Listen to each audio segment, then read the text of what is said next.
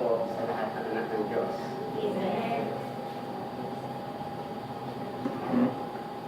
Pag-usapan po natin sa umaga nito ang tungkol sa pananampalataya. Ang faith ay napakahalaga para sa atin na mga believers. Yan ang reason kung bakit tayo naging Kristiyano. Nag-start tayo sa faith sa ating Panginoon. Alam niyo po, ang faith, sabi nga sa Romans chapter 3 verse 28, man is justified by faith. At sa may Romans chapter 5 verse 1, therefore having been justified by faith, we have peace with God through our Lord Jesus Christ. At saka sa isang passage ni Apostle Paul sa Ephesians chapter 2 verse 8, for by grace you have been saved through faith, and that not of your works yourselves, it is the gift of God. Therefore, ang pananampalataya ay napakahalaga. Ito yung nagko-connect sa atin sa Diyos na buhay. At ito yung nagiging conduit ng Panginoon upang tayo ay pagpalain at abutin sa lahat ng ating mga pangangailangan. Sabi nga po sa may Hebrews chapter 11 verse 6, without faith, it is impossible to please God. For he who comes to God must believe that He is, and that He is a rewarder of those who earnestly seek Him. So, ibig sabihin po sa may talatang ito, kung wala tayong pananampalataya, imposible na mapiplease mo si God. Imposible na si God ay kikilos sa ating buhay. Napakahalaga ng faith. At sabi nga rito, ito pala yung basis ni God sa pagre-reward niya sa atin. Pinapanood tayo ng Panginoon kung paano tayo kumikilos o nag-respond sa kanyang mga salita. At doon niya tayo nire-reward sa pamamagitan ng ating pananampalataya. In-explain din sa may Hebrews chapter 11, verse 1 to 3, kung ano ang pananampalataya. Ang sabi dito, now faith is the assurance of things hoped for. Yung bagay na inaasahan mo sa Diyos, ano daw ang pinaka-token mo o proof na mapapasayo yon? Walang iba kung hindi yung pananampalataya mo sa Diyos. Yung pananalig mo, yung pangahawak mo sa mga sinabi niya, sa mga pangako niya, yun ang pinaka-assurance na kakamtan mo yung mga bagay na inaasahan mo. Kaya napakahalaga ng faith. Kaya sabi ng Panginoon, without faith, it is impossible. Paano kapag papalain ng Panginoon isang tao walang pananampalataya? And then, dinugtong pa, the conviction of things not seen. Alam niyo po sa atin kung pananampalataya bilang Kristiyano, marami tayong bagay na pinapaniwalaan na hindi natin nakikita. Pero ano ang proof na totoo yung pinapaniwalaan mo, hindi mo nakikita yon? Yung faith mo. Wala ka nung creation. Wala tayo nung time ni Moses. Yung partition of Red Sea, wala tayo doon. Wala tayo nung pinatay ni David si Goliath. Wala tayo nung time ni Jesus Christ. And yet we believe. So yung faith mo, yun yung pinaka-conviction. The proof na totoo yung mga bagay na yon. For by it, sabi sa may verse 2, men of old gain approval from God. Kaya, alam niyo po, importante mga kapatid, yung ma-approve tayo ng Panginoon. Ma-approve tayo that we are believers of God. Ang Diyos, alam niyo, hindi siya nakikita. Wala siyang physical appearance. Kung walang faith ang isang tao, imposible na magpapatuloy siya sa pananalig sa Panginoon. Kaya nga sabi rito, men of old gain approval from God. Kasi kahit hindi na nakikita ang Panginoon, and yet, to the extent of their lives, ibinigay nila ang buhay nila sa pagsunod sa Panginoon. By faith, we understand that the worlds were prepared by the Word of God, so that what is seen was not made of things which are visible. Ang sabi ko rito, Nung ginawa ni God ang langit at lupa, words lang, salita niya lang. Hindi katulad ngayon, pag gagawa ka ng isang bagay, for example, gagawa ka ng bahay, dapat may materials ka. Pero si God, out of nothing, ginawa niya yung langit at lupa by just saying a word. So wala tayo doon mga kapatid, and yet we believe. Importante yon sa atin. And besides, kinuman pa ng Panginoong Yesus sa may Mark chapter 11, verse 22, sabi niya, have faith in God. Siya mismo, sinasabihan niya yung napakaraming mga followers niya, napakaraming multitude na sumusunod sa Kanya. Yan ang Kanyang tagubilin. Have faith in God. At ano po ang ibig sabihin ng pananampalataya? Ang ibig sabihin, tayo po basically, tayo ay naniniwala sa Diyos kahit na hindi natin siya nakikita. Na ina-accept natin ang Kanyang mga salita, yung mga pamantayan na tinatag niya sa buhay natin, yung Kanyang mga kautusan, tagubilin, at pinapaniwalaan ito at isinasagawa sa buhay natin kahit hindi natin siya nakikita. Amen po ba? Yun po ay mga bahagi ng isang pananampalataya. Alam niyo po mga kapatid, may dalawang uri ng pananampalataya. Ito po yung dapat natin bantayan. Yung mga binanggit natin yung naniniwala sa Diyos, naniniwala sa Kanyang mga salita, ito po ay yung nasa may ano pa lang to, nasa common ground ng lahat ng mga believers in God.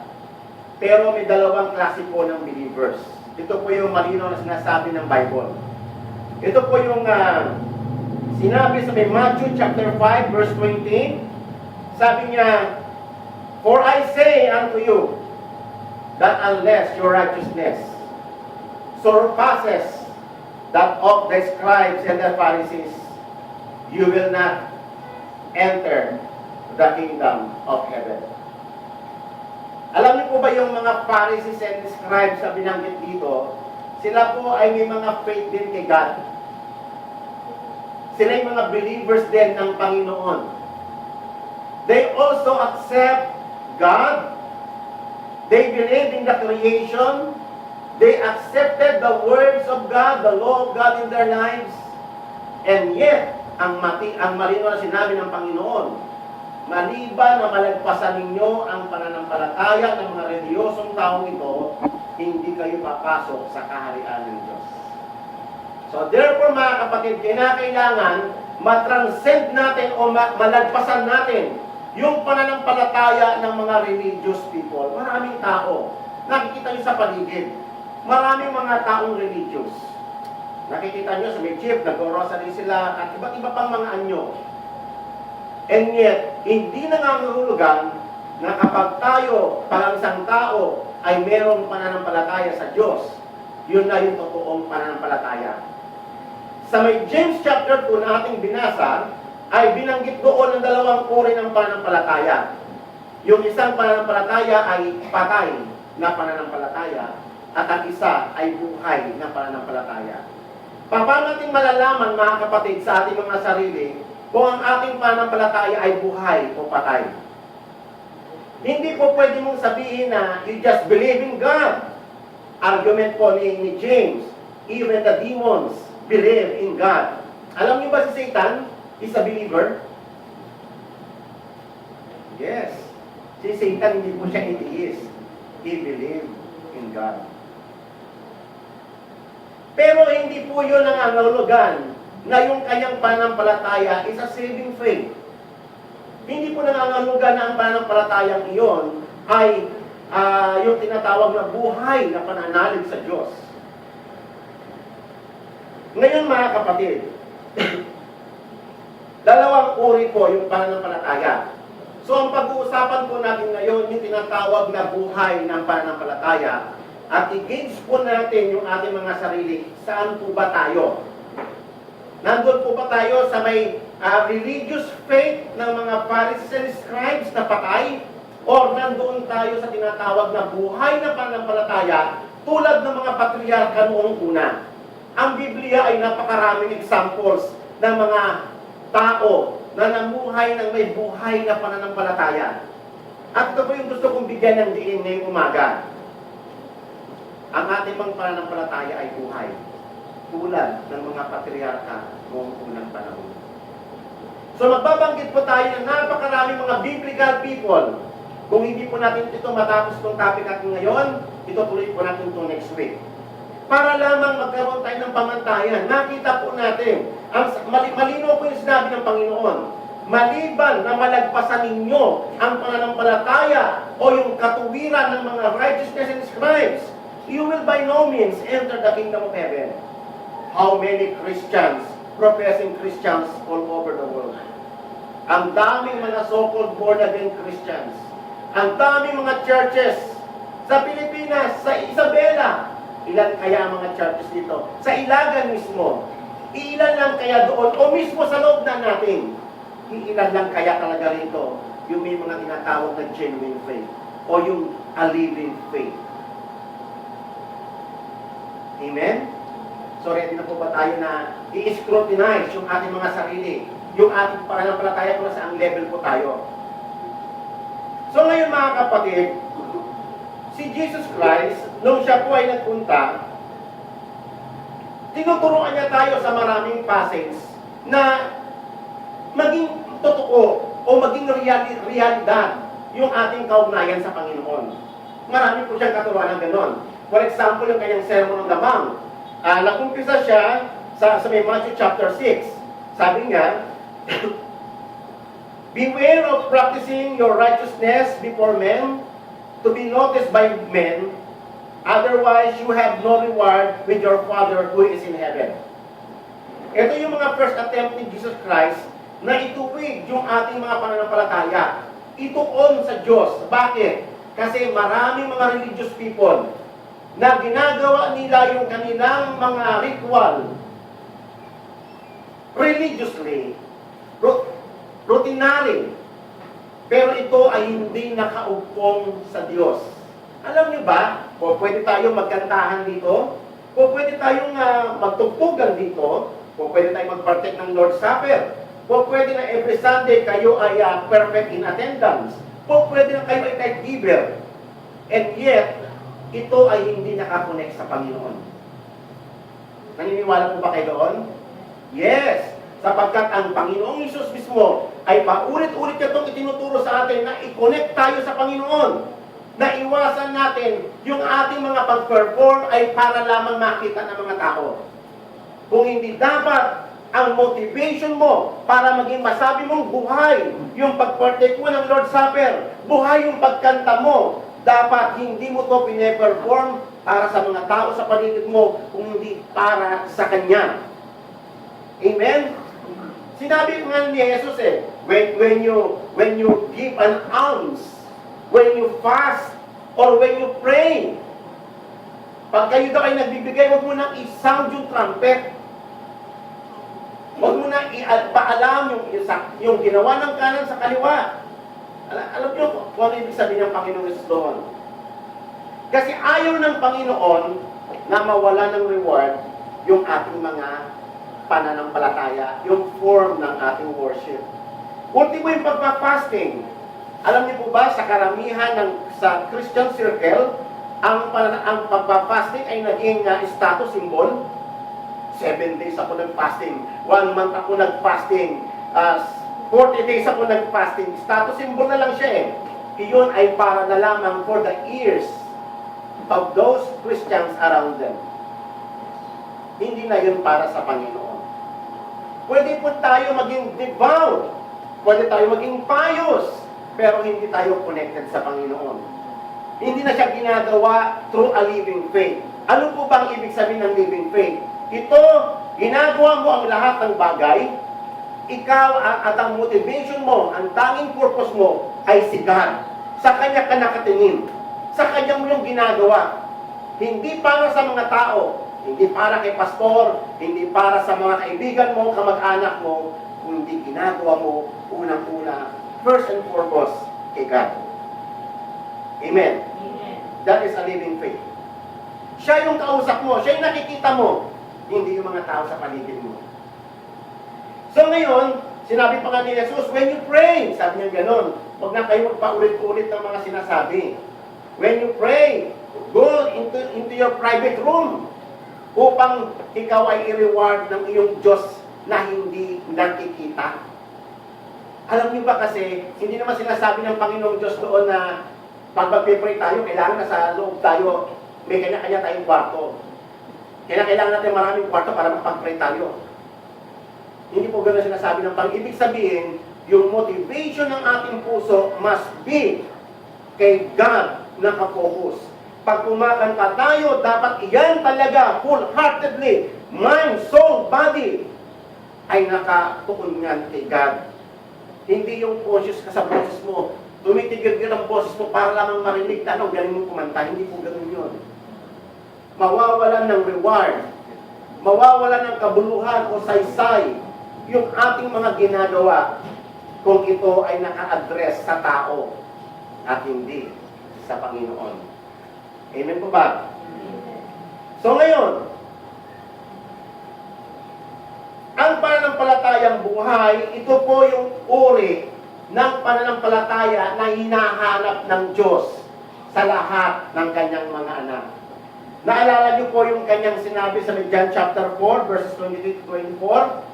Ang sabi niya, an hour is coming, and now is, when the true worshipers will worship the Father in spirit and in truth. For such people, the Father seeks to be His worshipers.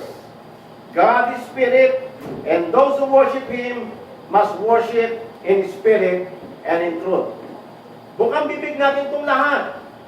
Yung salitang truth ay napaka-importante nun. Yung salitang spirit, napaka-importante nun. Isa lang po ang hinahanap ng Panginoon when we worship God, when we serve God. Totoo ba na para sa Kanya yan? Hinahanap ni God yung reality. Reality niya sa buhay natin, sa pang-araw-araw nating pamumuhay, sa loob at labas ng ating tahanan. Yung realidad ng Diyos sa lahat ng mga pinagdadaanan natin sa buhay. Yung realidad ng Diyos sa loob at labas ng iglesia. Totoo ba si God sa buhay natin? Kung totoo si God sa buhay natin, then you have a living faith. Pero, kung ginagawa natin ang lahat dito sa iglesia, sa church, routinarily,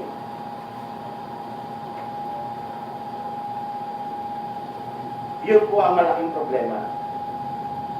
So ngayon mga kapatid, ang totoong pananampalataya o yung tinatawag na buhay na pananampalataya, ito po yung uri ng pananampalatayang nakapagbabago ng buhay. Kasi kung totoo, kung buhay ang faith mo kay God, talagang magka-transform. Alam nyo, minsan ang hirap i-share ang words of God sa mga tao, lalo na talagang ang buhay nila ay talagang walang close relationship kay God. Ang buhay na pananampalataya ay merong na-enjoy niya yung relationship niya sa Diyos. Na-enjoy niya ang magbasa ng Bible. Na-enjoy niya ang mag-pray. Na-enjoy niya yung mag-serve kay God. Yan ang living faith. Kasi na-enjoy niya si God. Therefore, lahat ng bagay na associated ay talagang nakatuon sa Panginoon. Yan po ang buhay na pananampalataya. Yan po tinatawag na close personal relationship with God. Ang pananampalataya, ang buhay na pananampalataya, ay palalayain tayo sa worries of life. For example, alam niyo po ba, isa po sa mga mark, pag-usapan po natin yung marks of a living faith. Meron po siyang tatak sa buhay ng isang Kristiyano. Marks of a living faith. Isa sa mga tatak ng isang buhay na pananampalataya, ang taong iyon ay meron siyang absolute trust in God's provision, and salvation. Buo ang kanyang pananalig sa Diyos sa pagpo-provide ng Diyos sa lahat ng kanyang pangangailangan at sa kaligtasan at pag-iingat ng Diyos. Yan po yung una na po natin tanungin sa ating mga sarili. Buo po ba yung ating pananalig sa Diyos sa kanyang mga provisions? Alam niyo po, madali pong malaman, may gauge po para malaman po natin na hindi buo ang ating pananampalataya sa Diyos. Nagsabi si Jesus in Matthew chapter 6, verses 25 to 34, ganito ang sinasabi niya. For this reason I say to you, do not be worried about your life, as to what you will eat and what you will drink. Huwag ka daw mag-alala sa mga kinakain mo, sa iniinom mo, o sa may gagamitin mo. Sabi ni Jesus, tignan mo yung mga ibon sa parang. Hindi sila nagtatanim, hindi sila nag-aani, and yet, your Heavenly Father feeds them. Amen po ba? Kung totoo ang Diyos sa buhay po natin, nakikita mo si God kahit wala kang makain, kahit na hirap ka sa buhay, nakikita mo si God na iyong provider. Yan po ay isa sa mga obvious manifestation ng living faith. Amen. Ang taong walang pananalig sa Diyos, o yung mga tao may professing Christians lang, o yung tinatawag na dead faith, may profession siya na Diyos niya siya, pero pagdating ng krisis, kakapit yan sa patalim. Amen. Ang may buhay na pananampalataya, nakikita niya si God. That God is a provider. Ang tao may buhay na pananampalataya, pag nasa krisis siya, anong gagawin niya?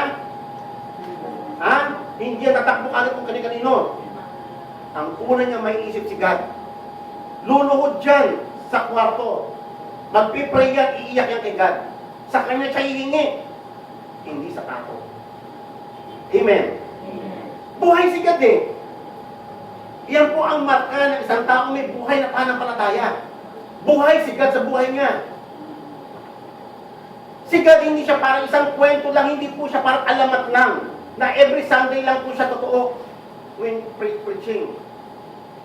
Realidad siya sa pang-araw-araw na buhay. Realidad siya kung ikaw ay nasa may bahay, kung ikaw ay nasa trabaho, kung ikaw ay nasa paaralan, realidad siya sa lahat ng aspeto ng buhay po natin. Totoo si God. Siya yung nakikita mo na provider kahit dumadaan tayo ng crisis. Amen po ba? Sabi nga ni Jesus tignan mo nga yung mga ibon, pinapakain ni God. Isipin niyo kung dami pinapakain ni God sa mundo. Mula sa mga malalaking mga dambuhalang mga creatures, hanggang sa mga pinakamaliliit na mga insekto, pinapakain niya ni God. Hindi lang yan ang inasikaso ni God. Pati yung mga planeta, yung mga stars, pati yung araw, pinanatili niya sila para maging patuloy ang pag-inog ng daigdig sa atin hanggang sa maganapang kalooban ng Panginoon. Mga kapatid, pag hindi mo nakikita si God na siya ang sovereign God, na nagkokontrol ng lahat ng bagay, siya ang may hawak ng hangin, ng araw, ng ulan, ng ulap, pag hindi mo nakikita si God na ganun, then God is not real in your life. Then your faith is not real. Amen.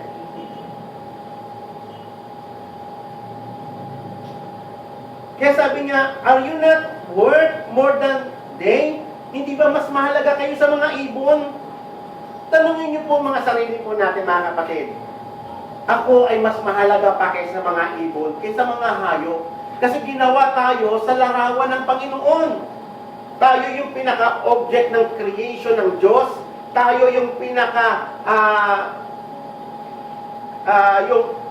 yung creature na pinamahalan niya sa lahat ng mga other creatures. Tayo yun. Lalo na't anak tayo ng Diyos. Amen? Kaya nga sabi nga ni David, tumanda na ako ng ganito, hindi ko pa nakita na ang righteous ay nag-beg for food. Hindi ko pa nakita na ang mga righteous o mga anak ng Diyos ay pinabayaan ng Diyos sa times ng crisis. Amen? Amen. Tanungin po natin mga kapatid ang ating mga sarili. Do we have a living faith in God? Kumusta po sa panahon ng krisis? Kumusta po sa panahon na wala ka ng masulingan? Saan ka po pupunta? Makikita mo yan sa iyong sarili, kapatid. Sino ang iyong kinakapitan? Sino ang iyong tinatakbuhan? Amen? Ang iyong tinatakbuhan, ang siya mong Diyos. Amen? Alam niyo po ba? Yan ang ibig sabihin ng commandments ng Panginoon. Si God ang center of our being. Siya ang source of our being. Alam niyo po yung sabi sa Matthew chapter 7, Acts 17:28, in Him we live and move and have our being. Nasa Kanya. Kaya tayo nabubuhay, kaya tayo humihinga, kaya tayo kumakain, kaya pa tayo nakakilos ngayon. Dahil sa Kanya, our whole being, our whole existence, ay nakadepende sa Kanyang kamay. Ngayon mga kapatid, kung ikaw nakikita mo si God ay buhay sa iyo, makikita mo na hawak ka ng Panginoon, pati dulo ng hininga mo. Kaya hindi mo katakutan even yung death, even yung mga banta ng mga tao sa iyo, hindi mo siya katakutan. Kasi si God ay buhay sa iyo at alam mo, siya ang may hawak ng the whole universe. Amen.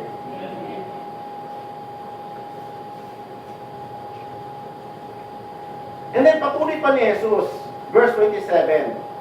And who of you being worried can add a single hour to his life? And why you are worried about clothing? Observe how the lilies of the field do not toil, nor do they spin. And yet I say to you, even Solomon in all his glory clothed himself like this one. But if God clothes the grass of the field, which is alive today and tomorrow is thrown into the furnace, will He not much more clothe you, O man of little faith? Alam niyo po ba ang problema sa worries of life?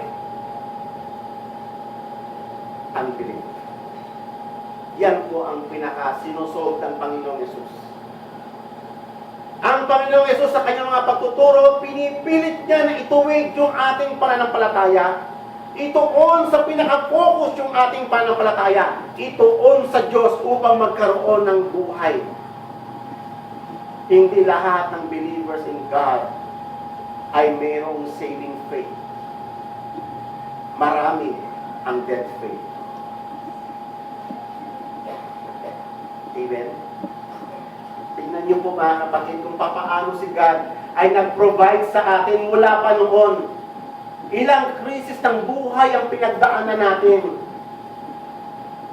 May mga times na nagpipray tayo kay God and then parang it seems na walang answer si God. Okay lang yun, kapatid. It doesn't mean na pag hindi ka tinugon ni God sa iyong panalangin, it doesn't mean na hindi totoo si God. Minsan, alam niyo mga kapatid, mas mainam na hindi, minsan dinidire talaga ni God ang ang pag-answer niya sa atin. Kasi, alam niyo po ba, ang isang bunga, makukuha mo lang yung katas niya pag piniga mo siya. Kalamansi, makukuha mo, extract mo ba yung kanyang juice kung di mo siya pipigain? Tayo din ganon. Gusto ng Diyos na makita niya na yung ating pagtawag sa Kanya ay totoo. Sabi ni God, hindi naman may kita ng kamay ko para abutin ang inyong pangangailangan. Hindi siya bingi. Actually, sabi niya nga, alam ko na ang inyong inihingi bago pa kayo manalangin. Alam na ni God. Alam niya na kailangan natin yung mga inihingi natin. And yet, bakit pag nagpipretend hindi rin yung dugo ng Panginoon? Ang tatandaan niyo mga kapatid, ang blessings ng Panginoon ay nare-release lamang sa mga taong may totoong pananampalataya sa Kanya. Amen. Yan po ay proven sa maraming scriptures. Ipoprove po natin yan hanggang next week. sa overwhelming evidences ng Bible, mga taong lumakad sa pananampalataya, ang Biblia ay listahan ng mga taong nanalig sa Panginoon. May mga huwad na pananampalataya, may buhay na pananampalataya. Yan po ang Biblia. Ang daming kwento ng mga taong may buhay at patay na pananampalataya. Amen? Nag-start na po ba tayo mag-evaluate ng ating mga sarili? Kung nasa saan na po tayo? Anong uri na po ba yung ating pananampalataya sa Panginoon? Do we enjoy the presence of God? Do we enjoy yung ating pong kipagniig sa Panginoon, yung ating panalangin? Realidad ba talaga siya? Siya ba naging object ng buhay po natin? The very center of our being? Of our existence?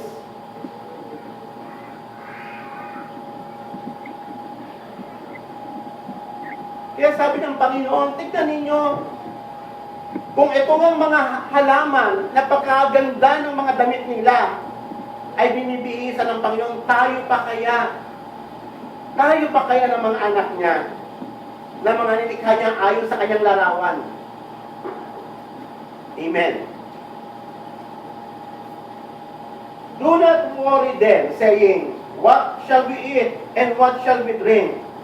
What we will wear for clothing? For the Gentiles eagerly seek all these things. For your heavenly Father knows that you need all these things. Amen? Alam ng Diyos na kailangan natin ang mga bagay na yan. Mateo chapter 6, verse 32. Alam, tandaan niyo yung verse na yan. Matthew 6:32. Alam ng Diyos ang lahat ng ating pangangailangan. Sabihin nga po ninyo, Matthew 6:32. Alam ng Diyos ang lahat ng ating pangangailangan. Ayan, meron tayong memory verse. Yan po ay makakagamot sa ating mga unbelief. Yan po ay makakapapalaya sa atin sa mga satanikala ng worries of life. Dahil sa ating mga worries of life, alam niyo mga kapatid, patong-patong ang problemang na-create. Alam nyo, kaya minsan ang Panginoon, many times ang nilalagay niya tayo sa crisis. Kasi basang-basa ng Panginoon tayo. Kitang-kita ng Panginoon if we have a living faith or dead faith. Kitang-kita ng Diyos kung siya ba ay totoo sa buhay natin o hindi sa panahon ng crisis. Tama po ba? Tama po ba? Yes. Maaaring i-deny it. But that is true. Kitang-kita ng Diyos yung uri ng ating pananampalataya pag tayo ay nasa panahon ng crisis. Kaya nga sabi ng Panginoon, but seek ye first His kingdom and His righteousness, and all these things shall be added unto you. So do not worry about tomorrow, for tomorrow will care for itself. Each day has enough trouble of its own. Pinofocus tayo ng Panginoon. Sa halip na mag-alala tayo, mag-alala na talagang halos maigupo na tayo ng ating mga pag-alala sa buhay, ng ating mga takot, uncertainty ng future. Sa halip na mag-concentrate tayo doon at ibuhos yung mga energy natin doon, why not na tumingin ka sa Diyos mo, na ang Diyos mo ay mas malaki pa sa iyong pangangailangan.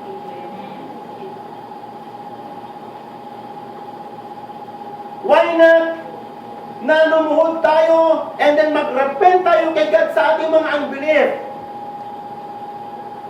At sabihin natin kay God, Lord, make my faith real. Lord, make my faith genuine. Lord, make my faith alive. Pwede po natin ipag-pray yun. Buhayin mo po yung ating pananampalataya. Gusto kitang nakikita kita sa pang-araw-araw kong buhay, Panginoon. Magandang panalangin po ba yon? Yan ang mga dapat na pinag-pray natin.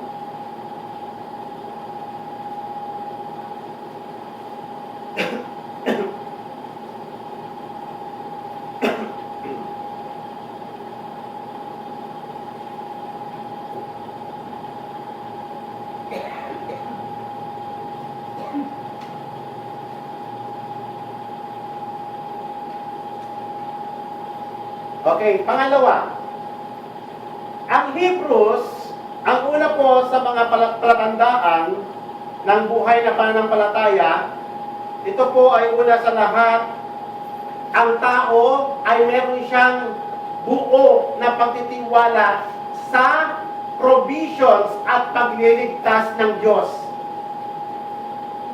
Pag may dumarating na calamity, delubyo o ano pa mang kapahamakan, banta sa ating mga buhay, nakikita mo si God na siya ay totoo, na siyang mag-iingat sa atin at sa ating pamilya. Amen. Yan ang unang-unang manifestation ng buhay na pananampalataya.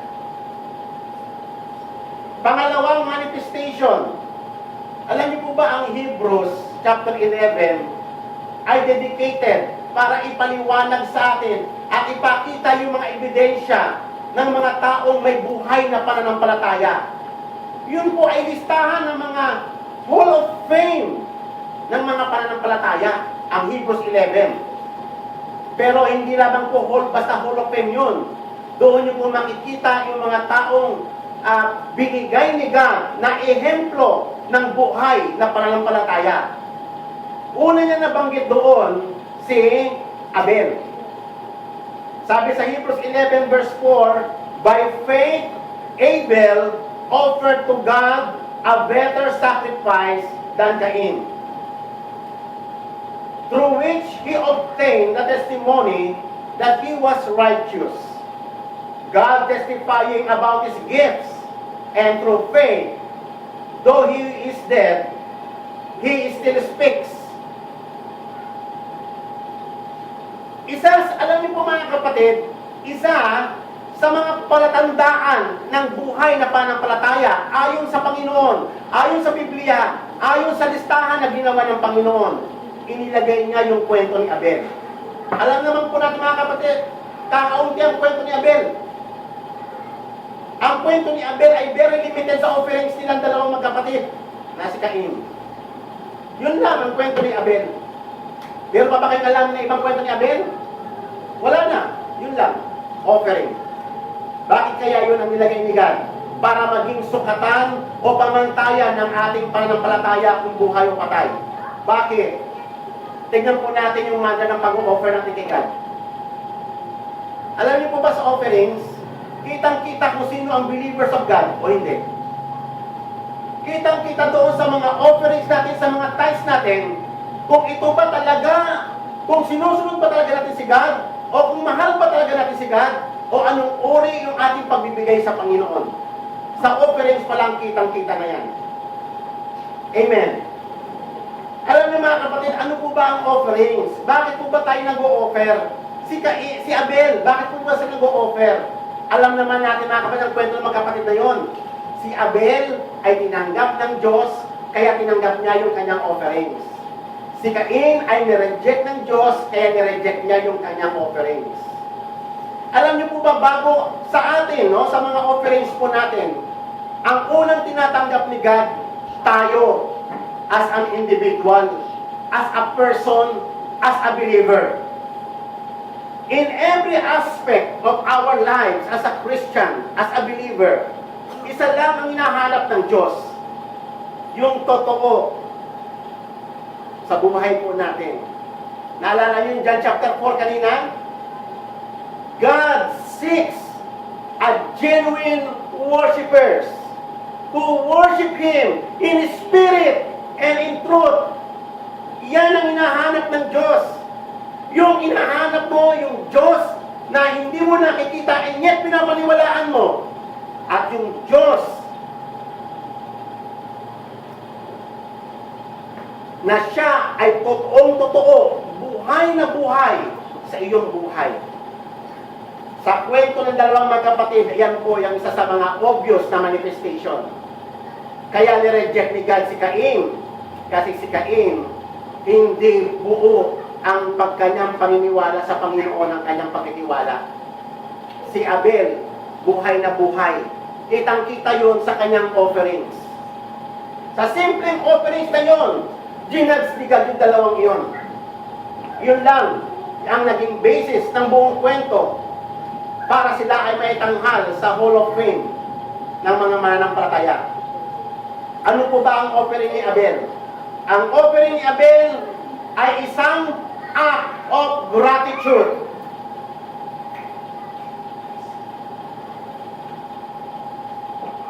Act of gratitude.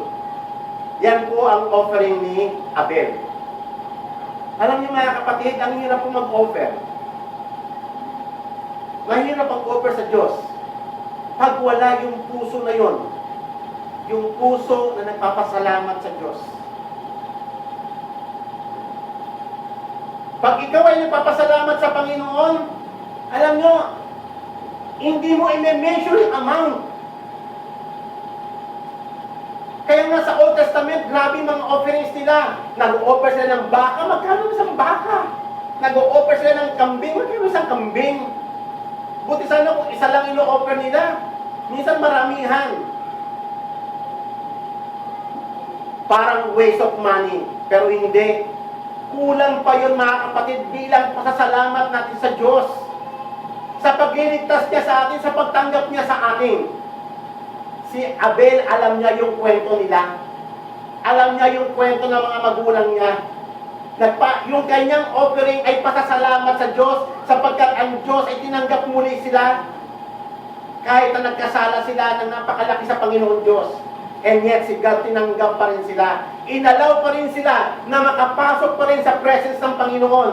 Alam niyo ba mga kapatid, ang makapasok sa presence ng Panginoon ay isang malaking pribilehiyo? Sige nga po, subukan niyo po pumasok sa Malacanang.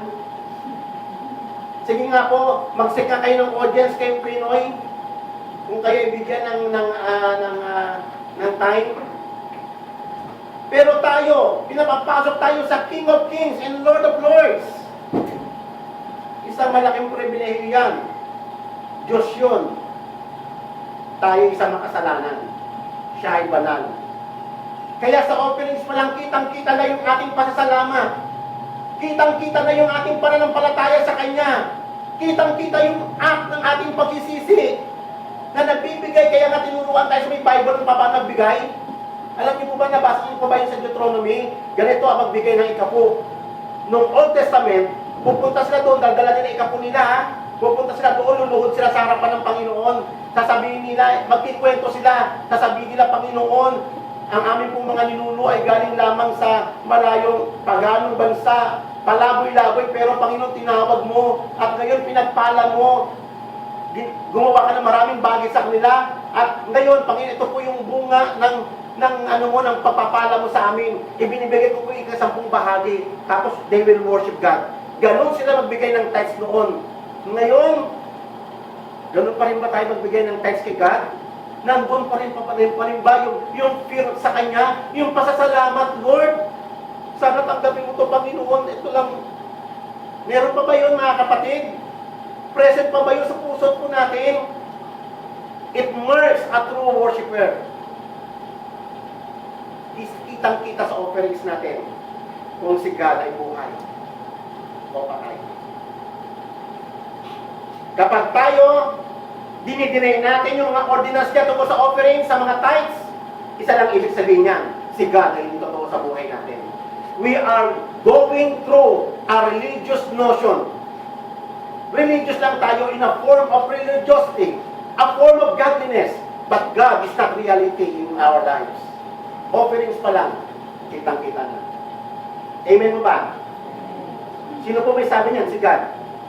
Nasa Hebrews po yan. Kaya nga po mga kapatid, maganda po na makita po natin para hindi tayo manghinayang sa mga offerings natin. Makita po natin na tayo ay muling tinanggap ni God. We appreciate gifts of life. We appreciate His blessings. Yung kanyang mga providence, yung continuous providence niya sa atin, despite of our failures, despite of our sins. And yet, God is faithful. Kaya dadalhin mo yung mga offerings mo sa Kanya. Dadalhin mo yung kanyang mga sacrifice sa Kanya. May kasamang pag-iyak pa yun. May kasamang pagpapakumbaba. Lord, mahabag po sa akin. Wala po kayo pagmamalaki. Panginoon, ito po yung binigay ko sa iyo kahit na napakalaking halaga niyan. Amen. Why? Kasi alam mo na yung mga binibigay mo sa Panginoon na hindi sapat hindi pa yan sapat. Amen. Amen. Diyan natuwa si God sa faith ni Abel. Kitang-kita ni God sa kanyang offering, yung kanyang pananampalataya. Pangatlo na ibinigay ni God sa listahan ng pananampalataya ay yung kwento ni Enoch. Hebrews 11 verse 5. And by faith, Enoch was taken up so that he would not see death. And he was not found because God took him up. For he obtained the witness that before his being taken up, he was pleasing to God. Alam niyo po ba si Enoch ay isang tao na napakaikli ng kwento niya? 2 verse lang sa Old Testament. 2 verse lang din. Isang verse lang sa New Testament. Si Enoch. And yet, isinama si Enoch sa Hall of Fame ng mga manampalataya. Isinama siya sa isa sa mga tao na buhay ang pananalig sa Diyos. Why? Kasi na-enjoy niya yung presence ng Panginoon. Siya yung taong na-enjoy niya si God sa buhay niya araw-araw. Na-enjoy niya na lumakad kay God. Yun lang po ang testimony ng Bible sa kanya. And Enoch walked with God. And Enoch pleased God. And Enoch was taken by God. Period. Yun lang po ang kwento niya. Kwento. Doon sa 3 talata, sa 3 istansa na yon, kitang-kita mong buhay na buhay ang kanyang pananalig. He enjoyed fellowshipping with God. Do we enjoy God? Na-enjoy ba natin si God? Araw-araw sa buhay po natin. Sinisik ba natin siya yung kalooban niya? Do we delight in the countenance of God? Do we delight in His words? Do we delight doon sa kanyang mga salita? Mananalangin. Psalms 37, anong sabi doon? Delight yourselves in the Lord, and He will grant you the desires of your heart. Alam niyo, minsan mga kapatid, kaya hindi may bigay-bigay ng Panginoon ang ating mga pananalangin. Ang prayer natin is superficial. Nasa ibabaw lang ang prayer natin. Lord, Panginoon, ingatan po kami sa araw na ito. Bigyan po kami ng aming pagkain. Panginoon, kabagan po kami. Forgive us, O Lord, in Jesus' name. Amen. Buhay po ba yung pananampalataya yun? Hindi ko po alam sa atin. Pero ang buhay ng pananampalataya, you enjoy God. You enjoy His presence. You enjoy His words. You enjoy His commandments. You love everything that belongs to God. Sa mga inuutos niya, walang contrary. Lumanakad ka sa Panginoon araw-araw. Ikaw man ay nasasaktan, nakatingin ka sa Kanya, nagpupuri ka sa Kanya. Yan po ay mark ng buhay na pananampalataya. Enjoying the presence of God. Do we enjoy reading His words? Do we enjoy keeping His Sabbaths? Do we enjoy giving offerings unto His name for His glory? Na-enjoy ba natin yung mga bagay na ito? Tignan po natin mga kapatid. Wala pong po pwede magsabi kung ano po ang faith natin. Pero ikaw mismo, personally, alam mo yan sa sarili mo. Nasa anong kategory po tayo? Nasaan po yung ating puso? Yung ating pananampalataya? Pang-apat, sa listahan ng Panginoon, Hebrews 11 verse 7, the faith of Noah. And by faith Noah, being warned by God about things that hath seen, in reverence prepared an ark for the salvation of his household, by which he condemned the world, and became an heir of the righteousness which is in accordance to faith. Pang-apat, alam niyo po ba isa sa mga mark ng totoong pananampalataya? Pinapaniwalaan natin yung mga warnings, tagubilin ng Panginoong Hesus. Pinapaniwalaan natin yung kanyang judgment. Pinapaniwalaan natin yung kanyang news about His second coming. And we prepare for it. Yan po yun. Nasa listahan ng Hebrews of faith. Si Abraham, hindi niya lang pinaniwalaan. He prepared. Itinuon niya ang kanyang buong puso. Kinausap niya ang kanyang pamilya. Nag-prepare sila for that purpose. They believe in the judgments of God. They believe in the warnings of God. Kilala po ang mga warnings na pakinggan natin sa Panginoon. Nasa puso pa rin ba natin, mga kapatid, yung mga warnings na yon? Yung mga judgments niya? Or ang gusto lang natin sa Panginoon, puro mga sweet promises? Yan po isa sa mga problema sa mga Christians ngayon. Sa mga Christian bookstore, marami na po kayo mabibiling ganun ngayon. Books na mga sweet promises of God. Pero pagdating sa judgment, pagdating sa mga warnings ng Panginoon, wala na tayo sa Old Testament. Nasa New Testament na tayo. Yan ang mga philosophy nila. Amen. I do pray na wala pong ganong espiritu sa atin dito. Lahat tayo, we believe. Isinasa puso po natin yung mga warnings at babala ng Panginoon sa atin. Si God, pag nagbanta siya, totoo yun. Buti pa yung magulang pag nagbanta, totoo yun eh. Papaluin kita. Maniwala ka sa nanay mo, paluin ka. Pero ang Panginoon, pag nagbanta ang Panginoon, totoo po yun. Amen.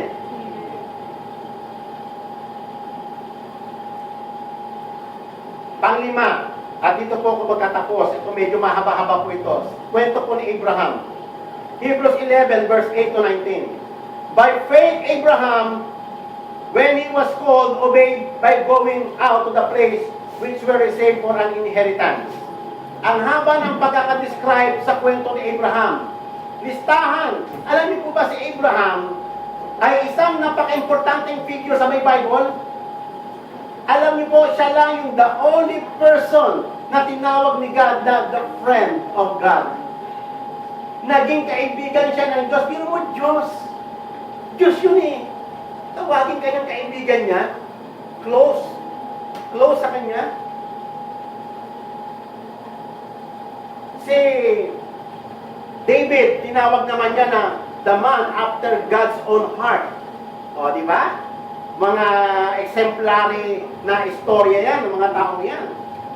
Pero si Abraham, siya yung nasa kanya yung title na yun. The friend of God. Bakit po siya naging friend of God? Dahil si God, totoo sa buhay niya. Buhat nung tawagin siya nung siya po 75 years old hanggang after 25 years old. Yung 25 years old na yun ang paghihintay sa pangako ng Panginoon. Walang slight na doubt si Abraham sa buhay niya. Totoo lahat ng pangako ni God, bagamat napaka-imposible. Una na nga lang mga kapatid, tinawag siya eh. From Ur to Canaan. Iiwan mo yung lugar mo. Pupunta ka sa lugar na sinasabi ni God na ito'y magiging pamana ko sa'yo. Lugar na may mga nakatira. Mga kalaban na doon. Bibigay ni God yung lupa na yun ay may nakatira doon. Pero tumingin si Abraham sa malayo. Alam niya na itong binigay ng lupa ng Panginoon ay totoong magiging kanya at sa kanyang saling lahi. Pinaniwalaan niya yun. He embraced it from afar. Hindi siya nagtutol. Kung pinaalis siya ni God doon, pinalipat siya. Napaka-uncertain ng future niya. Dumaan pa siya ng famine doon sa lugar na yon. And yet, alam niyo po ba, isa sa mga pangako ng Diyos kay Abraham, gagawin kitang bansa. Mula sa iyong lahi, lilitaw ang maraming mga isang bansa at mga king, mga prinsipe, lilitaw mula sa iyo. Pinaniwalaan niyo ni Abraham.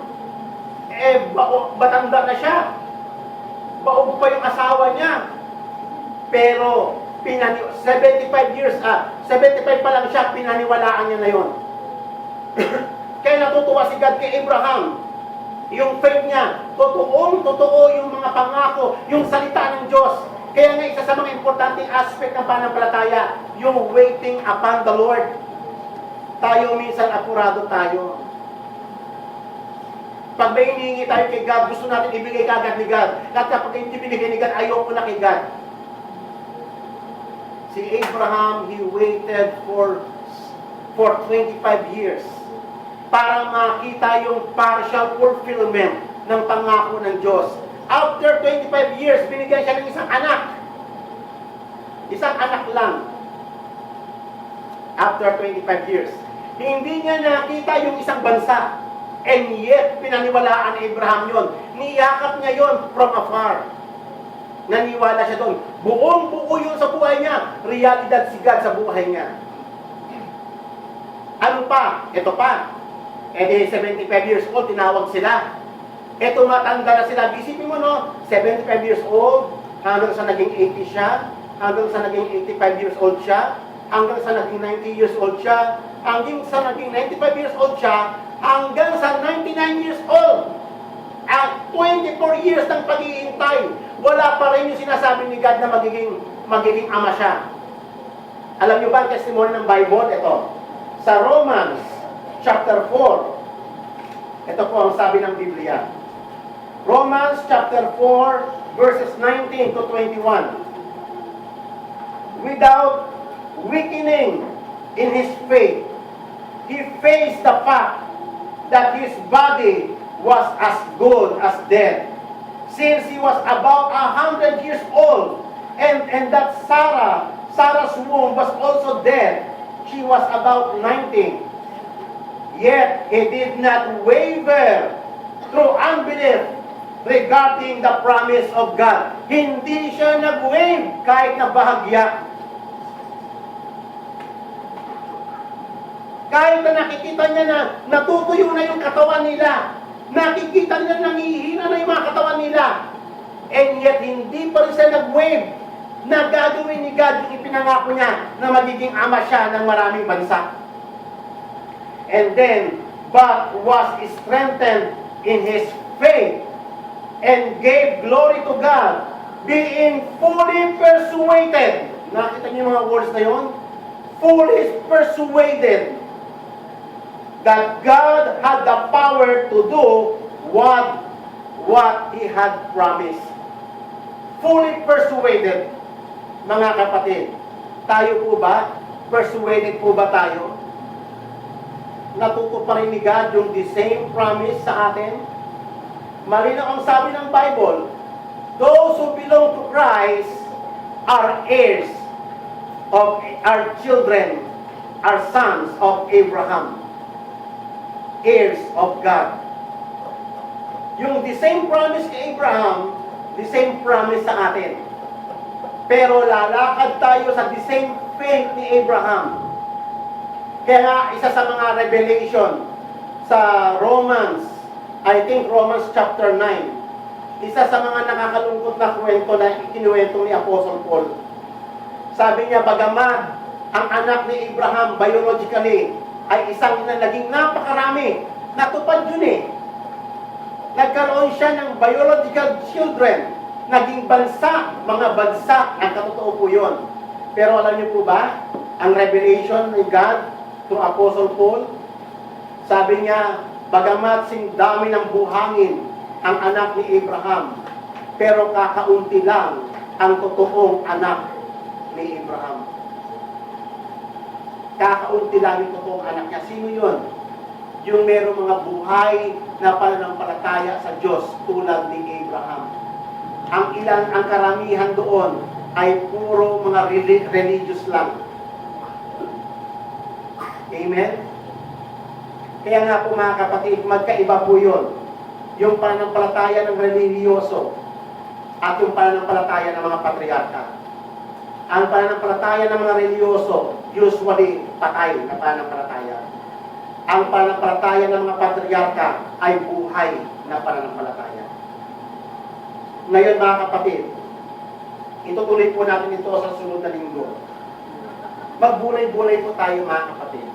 Napakarami mga testimonies sa Bible. Isa lang ang hangad ng Panginoon sa atin. Yung magkaroon tayo ng buhay na pananampalataya. Si God ay naghahanap ng mga genuine worshiper. God seek for true worshipers. Yung totoo siya sa kanilang buhay. Totoo siya sa pang-araw-araw natin, sa mga detalye ng buhay natin. Sa reflect ninyo mga kabataan, totoo ba si God sa inyong kalagitnaan? Yan po yung magsasabi sa inyong pag-aaral, sa objective ng inyong buhay, sa inyong mga pangarap. Kasama ba si God doon? Kabilang ba kayo sa mga anak ni Abraham? Kabilang ba kayo sa mga kabataan na may buhay na pananampalataya? Nakita niyo sila, Shadrach, Meshach, Abednego, mga kabataan din ang tulad ninyo. And yet, yung mga faith nila, even at the point of death, they didn't deny their relationship with God. their faith in God. Amen? Mag-e-end po ako sa may passage na ito. Sabi sa may Psalms 53, "The fool said in his heart, there is no God." Minsan ba sa sulok ng puso natin sumisigaw yun? There is no God. Bagamat pinoprofess mo na merong Diyos, and yet sa sulok ng buhay mo, sinasabi pag ikaw'y nag-isa, especially kung ikaw ay kinukumandigan na mag-obey, pumapasok yung idea, yung bulong na yon, there is no God. Okay lang na gawin mo yan. Alam niyo ba yung mga tao kayang gumawa ng kasalanan? Ay manifestation na si God ay hindi realidad sa buhay nila. Tama po ba? Alam niyo kung si God ay realidad sa buhay natin, matatakot kang gumawa ng kasalanan. Matatakot. Hindi mo kaya. Hindi mo kayang makontain. Hindi mo kaya yung pressure sa your heart, yung trouble, yung turmoil ng Holy Spirit. You cannot. Pero yung tao na hayag-hayagan kaya gumawa ng kasalanan, isang manifestation that God is not real in his life. The fool said in his heart, there is no God. They are corrupt, and they have committed abominable injustice. There is no one who does good, sabi ng Panginoon. God looks down from heaven upon the sons of men to see if there is anyone who understands, one who seeks after God. Naghahanap si God. Maraming mga born again, maraming mga churches, pero naghahanap si God ng mga true believers, mga true worshipers. Amen? I do pray, brothers and sisters, kabilang tayo sa mga iyon. No one will judge your faith. Ikaw lang yon at ang Panginoon ang nakakalam nito. Kaya ito pong preaching ngayon, ito po ay maging magandang evaluasyon natin sa ating mga sarili. Nasasaan po tayo doon, kapatid, sa dalawang kategorya. Are we living? Do we have a living faith? Or it is a dead faith? Tayo pong lahat ito ngayon. Panginoon, maraming pong salamat sa muli mong pagpapaalala sa amin ng aming kaugnayan sa iyo. Lord, teach us. Help us in our unbelief. Lord, turuan po kami na tumingin sa iyo bilang isang buhay na Diyos sa aming mga buhay. Tulungan po kami na maging buhay ang aming pananampalataya. Tulungan po kami, Panginoon, na maging buhay ka sa panahon ng mga tukso, sa panahon ng pagkakasala, sa panahon ng krisis. Lord, maging realidad ka sa buhay po namin, na sa iyo kami tatawag, sa iyo kami titingin, sa iyo kami kakapit, Panginoon, sapagkat ikaw ay buhay na Diyos. Ikaw ang may hawak ng langit at lupa. Ikaw ang nagpapakain sa lahat ng mga nilalang sa ibabaw ng daigdig. At walang bagay na nangyayari na nakakalagpas sa iyong paningin. Lord, teach us. Give us a living faith. Lord, we repent from our unbelief. Mula sa araw na ito, O Lord God, teach your people to put our complete trust in you. To obey your words, even it is impossible for human understanding. Teach us to enjoy your presence. Teach us to enjoy giving our offerings, our tithes, wholeheartedly. Teach us to serve you with our whole heart, with all our soul and mind. Bless us, O God. Bless us. In Jesus' name.